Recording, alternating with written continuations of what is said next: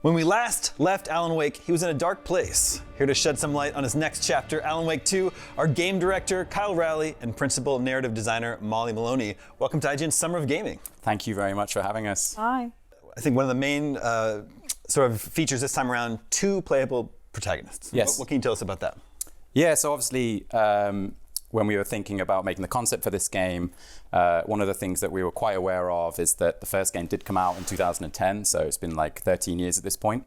You know, we really wanted to make sure that we could create an experience that was obviously great and familiar for people who love Alan Wake, who love Control, but also, you know, give a perspective for new players who've never kind of played those games.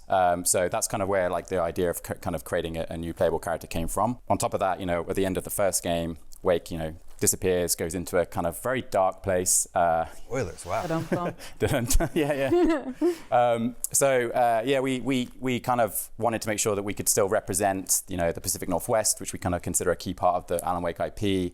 Really wanted to kind of, you know, make sure that the forest, the primordial forest, are represented. So, you know, it gives us a different perspective and kind of a different avenue to kind of get across some of the stuff which we think is important for this franchise. They're both also two really unique characters. You know, Alan's going to have his own perspective being embroiled in this for the amount of time that he's been in it, whereas Saga is, I think, provides really valuable, fresh, new perspective.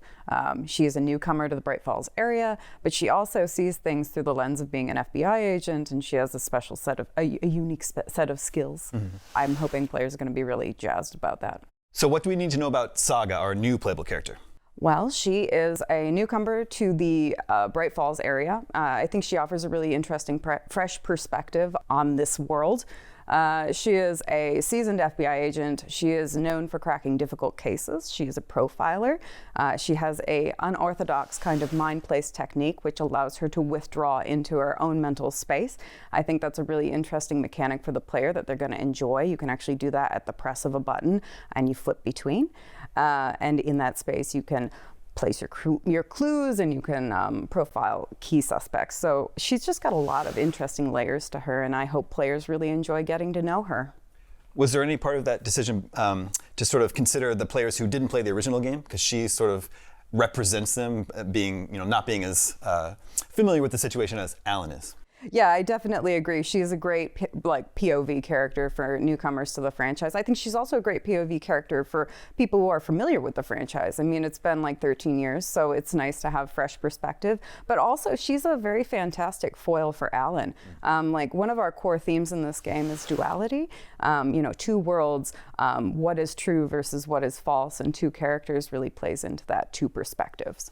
And then how does it work? Does each character have their own campaign that you play through, or are you able to switch back and forth? Yeah, it's important to note that we kind of create one story. It's not like we have two playable campaigns. There's like one cohesive experience. You kind of start the game with Saga. You kind of learn about all the happenings that kind of took place in the original game, investigating these ritualistic serial killings, and then we end up playing as Alan. And after that point, basically as a player, there's set points in the world where you can freely switch between those two characters. So you can play like all of Alan's side of the story if you want to, and then play Saga's, or you could play all of Saga's, or you could kind of mix and match and decide how you want to play yourself. Both sides have a really unique tone to them as well, so it's kind of fun to allow players to have the freedom of choice. I don't know about you, but horror games stress me out a little bit, so bouncing between the two can be really useful. Sure.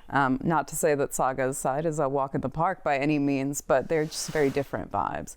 Is that an interesting challenge from a narrative design perspective? Yes, I would say so. But I mean, it's a fun challenge, right? Like that's what we get up for.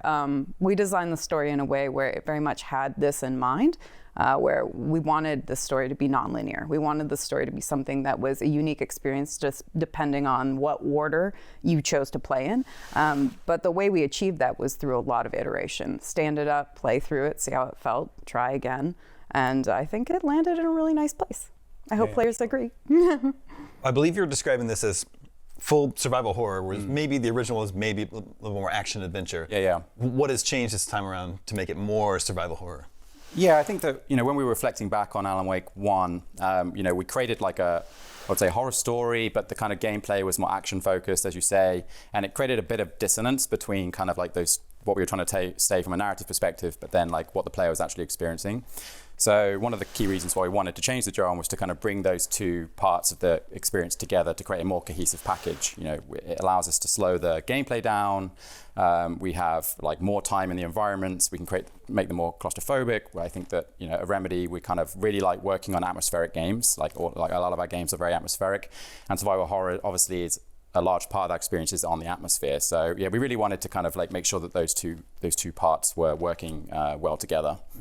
Yeah, I'd say like the previous game had a lot of wave-based combat, and I think we've learned a lot in the last 13 years. It's important to be scared, but part of being scared is also worrying about, it's not necessarily facing an enemy, it's the anticipation of facing an enemy. And so that was definitely a thought when we were going through design.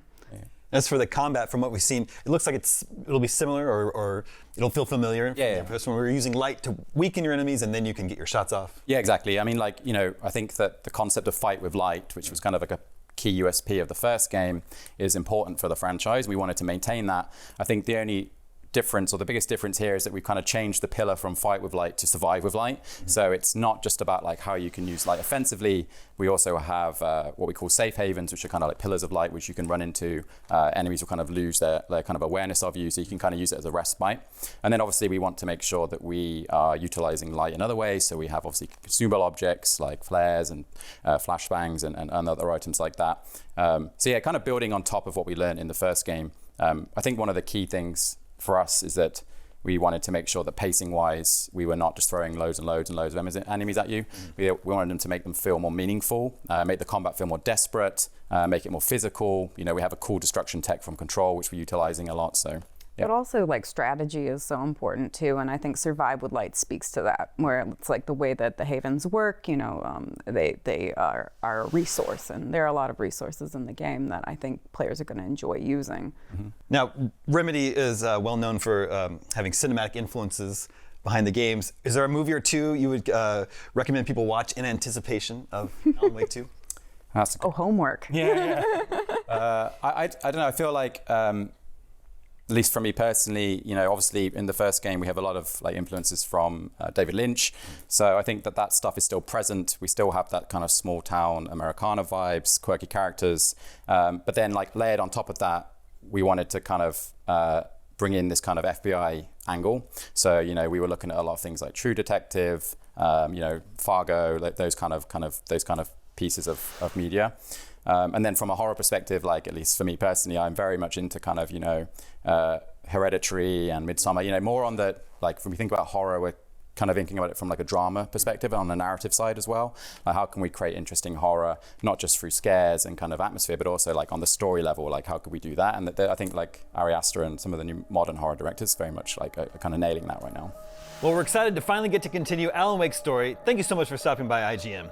Alan Wake 2 is out October 17th. For more hot looks at upcoming games, stay tuned to Summer of Gaming here on IGN.